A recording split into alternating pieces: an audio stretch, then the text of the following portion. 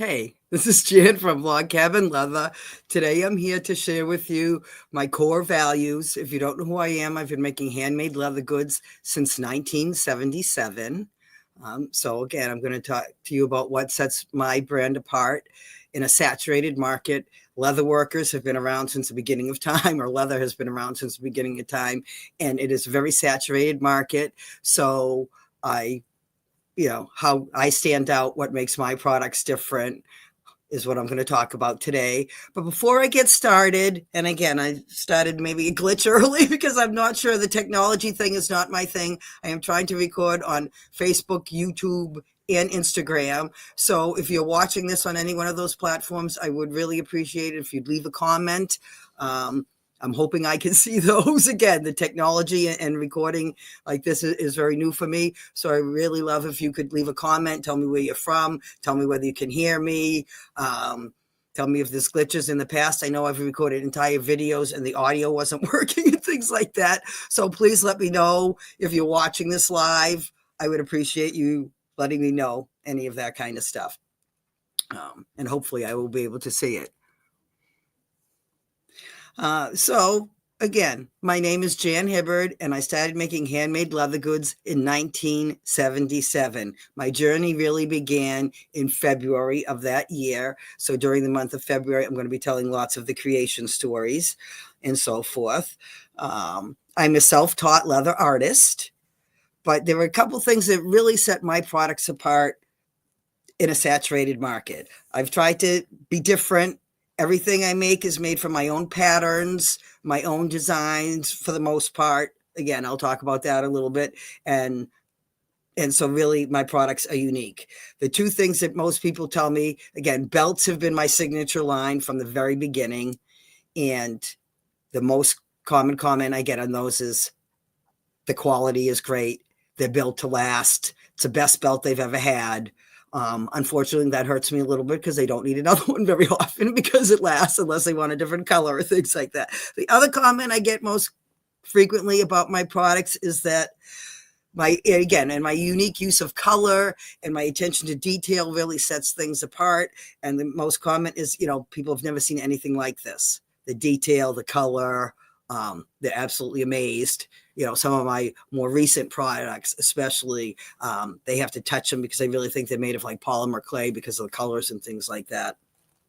So that will be more topics coming up in upcoming videos. But today, and again, I'm having videos every week at 10 o'clock live on Instagram, Facebook, and YouTube. So I'll hope you join me. Please comment, share, follow along. Subscribe so that you'll stay in the loop. Best way is to join my email. I'll get to that a little bit later. But again, right now I really want to talk about the durability and the craftsmanship of my products. The leather vest I am wearing right now is the very first leather product I ever made back in 1977. Like I said, I'm a self-taught leather artist, so I learned to sew in home ec. So sewing clothes was something I started with because that was something I was familiar with. And even back then, like patterns for clothes, I would buy simplicity patterns, but I would alter them and things like that to make them the styles I needed and so forth. So the vest was made from a pattern. Of course, sewing with leather is different than sewing with cloth. It is all hand sewn. It also has pockets on the inside.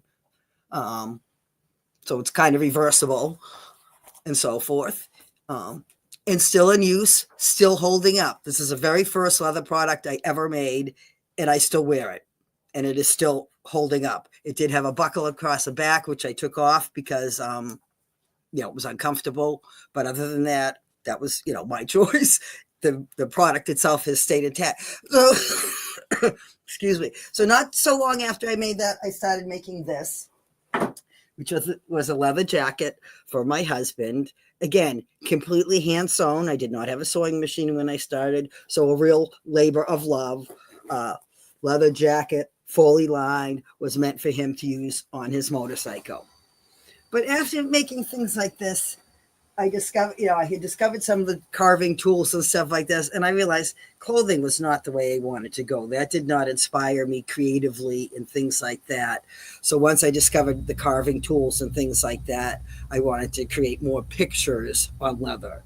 So one of the first things I made to go with that actually is this. This is something I made for my mother. And again, the style of this bucket, I call it a desk organizer. She kept one on her front desk or had something not made of leather, but a box that sat on her desk that she would keep mail in on a daily basis. So now the patterns on these are birds, and these are not my own. Originally, again, I cannot draw. I did have very little confidence in my drawing and artistic abilities and so forth. So I would use patterns. And one of the books I discovered a long time ago was these magazines, Make It With Leather. And so this pattern, and again, I do have the actual book that this pattern came from around here somewhere, was a pattern. And these were supposed to be little pictures, and leather frame kind of went around it and so forth. So I adapted that to put on this. Now remember, this is before computers and everything, so I had to trace a pattern and everything. This too, now they're not bad, but the paint I used on this was oil paint, which is very nice to work with because you can spread it and blend the colors so nicely, but it doesn't dry for a very, very long time. And then as it gets older, it cracks. And you can see how it's cracking on this. And another thing I made really early on that I can tell was one of my early pieces, because it is also the oil paint, is this clock. Now, these were kits I would get from Tandy Leather, and I loved them. And clocks were very popular for a long time. They stopped making the frames. I tried for a long time to try to find somebody or where I could get the frames at a reasonable price. Haven't ever found anything. So unfortunately, clocks are not something I make anymore. And again, and this is another thing that came from a kit and a pattern, is a rifle sling. And again, this honestly looks like brand new. This was something I made for my father-in-law. He was a state trooper and was to keep one of his rifles in. And it's remarkably good shape. But these floral designs were something that was very popular, especially back in the 70s and 80s. Like, for example, this is what a lot of the pictures were. And these were, patterns to use. This came from a pattern with the kit. But if you look at this picture of the horse in the flowers. Now, to me, that is not natural. I'm a realistic type of person. So these patterns and things like this didn't really appeal to me. And this is for a man. So the floral designs were not really, this is a rifle sling. If it was for a hunting rifle, wouldn't you want deer and moose and things that have to do more with hunting than flowers? At least I would. So that kind of thing I didn't really care for. So I had to kind of find my own way. And so I started trying to create my own pictures. So my catalog here, again, was made in 1978. I still use this catalog today. I carry it with me to all my shows. I was calling my business something different. I wasn't really a business back then. But this picture is held up remarkably well, and the notebook itself. This is the first leather binder I ever made, first laced project, still holding together, still being used all the time. Now, the pages inside are disastrous. And again, the carving you can see on it is very simple. The loon isn't bad, but the background is just mountains. There's no scene to it. And again, even the edges on this was something that was very typical of the patterns like back then, to make a little frame around the picture. So that was something I did early on, but in later years, I did not do that anymore. But still holds the test of time. And then I started trying to create my own patterns and things like that. Some of the pictures of the animals themselves were from magazines and patterns and things like that, and so forth. So we have this clock is something I made for my parents. And again, the hands and stuff are gone on. But now you can see my backgrounds are getting to have a lot more detail and so forth. And see, this is another clock frame that I can't get anymore. I wish I could get these because I think the clocks would really fit in with what I am making nowadays. So again, and now this is another thing I made for my father in 1980. This was to hold his tennis racket. So these again are all original patterns, design, style of the bag. It's something I came up with completely myself. The picture on this I think is beautiful. Again, has a little more detail, still fairly simple. Again, this is 1980, but the loon itself is absolutely gorgeous on this, I think. And it's held up. So now I realized it was acrylic paint. So I had switched to acrylic paint, and that's what I use today, and that's what holds up and so forth on my products. So my products are built to last. Unfortunately, that, society changed. People don't quality and durability and things that last. We're in a disposable world. Things are, planned expiration dates and things like that. Things are not built to last anymore. So people don't value quality and longevity as much as they used to. So things like book covers, which used to be very popular, have lost popularity over the years because it's a digital world and everything is on your phone and things like this. And remember, when I started, it was long before that stuff existed. So in videos coming up, that's more of what I'll be talking about. Another thing, though, that sets me apart from most other leather workers out there is I customize things. My belts, and again, this is what sets them apart. Number one, they're solid pieces of leather. They're not stitched or anything, so they will not fall apart. But you have your choice of width. I have from 3/4 inch up to 1.75 inches. You have your choice of buckles. If you have fancy buckles, they can be put on. I mean, they unscrew, so you can interchange buckles. I can put a snap on if you prefer that, if you change your buckles a lot, things like that. If you get a buckle from me, you have 3 choices of shapes and you have different finishes and so forth. So and I custom fit the length. So that's really what sets me apart, because it's not ordered your size online and it's going to be too big or too small because you're in between. I will make the belt the exact size you want. And so I do have more videos about that and how to size a belt and everything like that on my website and so forth. But I customize other products as well, like guitar straps. I can customize the length on those. My guitar straps are one of my most beautiful products too, because they're fully padded. They really meet the pain points that guitarists have, especially for heavy instruments like basses and things like that. And I can put initials and logos and things like that on them. So I've done a lot of that in the past. I can put, again, initials, logos, or, carve things like that onto products and so forth. So I will customize things specially for you. If you see something you like online and you want it in different colors, I am willing to do that and so forth, whereas most other people won't do that. I know one customer came to me, was looking far and wide to have somebody replicate a belt he had. The belt had significant meaning to him, but unfortunately it did not fit anymore, which is the case with most of us as we get older. So he looked far and wide to find somebody to try to get them to duplicate it. And I looked at it and said, yeah, I think I have a tool that's similar to that. And he sent it to me, and the belt, to be quite honest, looks almost identical. Colored, everything came out almost identical to what he had. So he was very, very pleased with it. So I am willing to take on custom orders. I mean, engraving and things like that, that's newer for me. And again, centering it and stuff is a little bit harder if it's a pre-made product and so forth. Like, I just engraved some rifle slings for somebody that somebody else had made. Easier to do if I'm making it, so I can, get it right. But I am willing to customize things and so forth. Usually takes, I would say, 2 to 3 weeks at most for a custom order. Really depends on the time of year. My busiest season is during the summer, because I have a lot of shows back-to-back weekends. So it might take me a little bit longer then. This is a time of year to place a custom order, because I really am not doing any shows. So I am at home working on marketing and things like that mostly. So now is a great time. So now the next thing I'm going to talk about is becoming a VIP.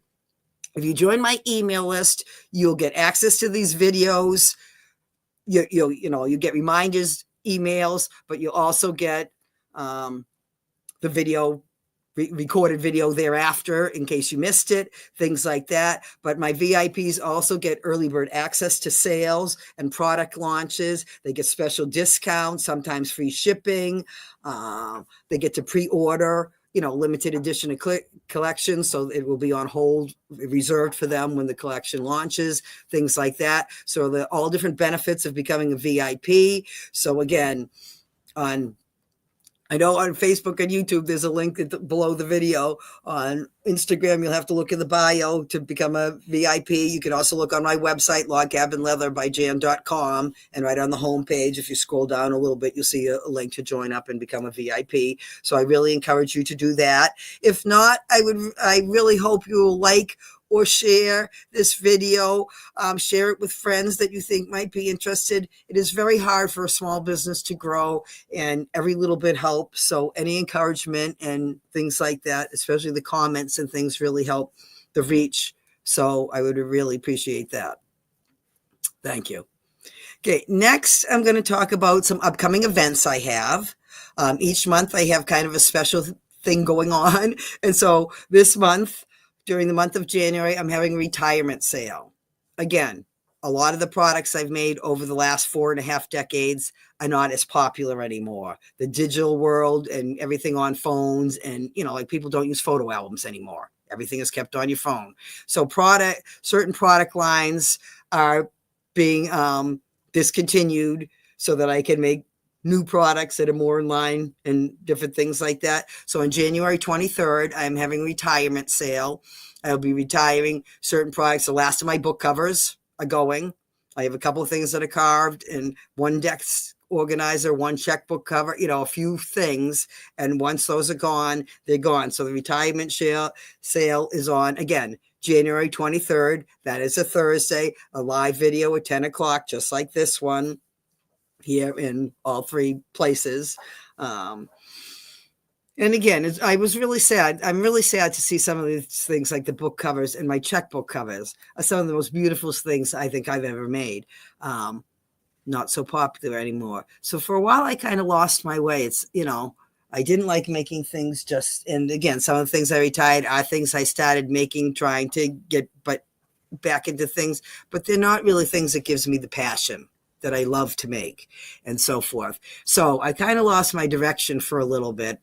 But in 2020, I got a different machine called Glowforge, and that really upped my game.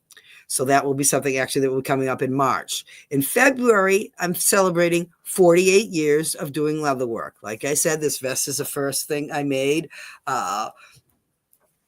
And the first few materials I bought. So I'm going to be telling my origin stories, how I developed the product lines that I have, how they've changed over the time. So it's also going to be a trip down memory lane, taking you back and showing you all the vintage products I've made over the years, which again is a little bit hard to do because remember, when I started making this product, it was before the digital world. You had the 35 millimeter cameras. You didn't have email. You had snail mail. Communication was not like it was today. And so having photos of things from a long time ago, are harder to come by. So again, the other thing that will be going on in February is I'm going to launch a new belt collection. Belts have been my signature line since the beginning of time. So I'm going to talk about who and what influenced those greatly, how I create my patterns and things like that, because all my designs are my own, 100% my own designs. Many of them are made at craft shows when I'm demonstrating stuff. I just make the designs up, basically. I mean, there's no rhyme or reason. So there are other videos I have about that coming up as well. And that belt launch will be on February 27th. So again, join my email if you want to get early access and things like that. It will be a limited edition collection.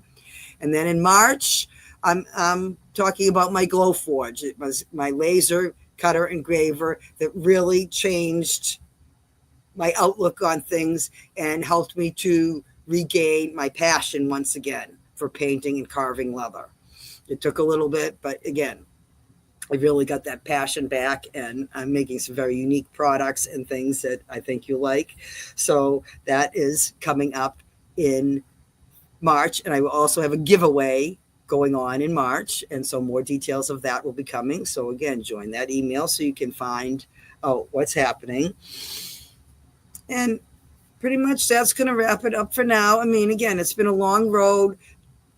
hard at times because, again, trying to get known now online when I started long before the digital world has been really tough. So again, helping a small business grow, I would really appreciate if you could share this video, like it, let other people know that might be interested in more nature themed products and hand tooled items with geometric designs. And although things like the book covers are being retired, I will still do custom orders for anything like that. And I make the book in the size you want and so forth like that. I think that's going to wrap it up for now. Thank you again. Look forward to my video next week. I will be, again, giving you a workshop tour. So I'm going to take you into my workshop here and really kind of show you around. It will be, I'm not sure if I'll have to pre-record this or I won't be able to record it on all three things at the same time because I can't walk around the room with my laptop and the phone and things like that at the same time. So I'm not quite sure how I'm going to manage the one next week. It may have to be like a kind of a pre-recorded thing, but we'll see. So thank you very much. I appreciate it. Happy New Year's, everyone, and talk to you soon. Bye. Hope I can end this now because this is where I have trouble. Oops, now I'm trying to do it wrong.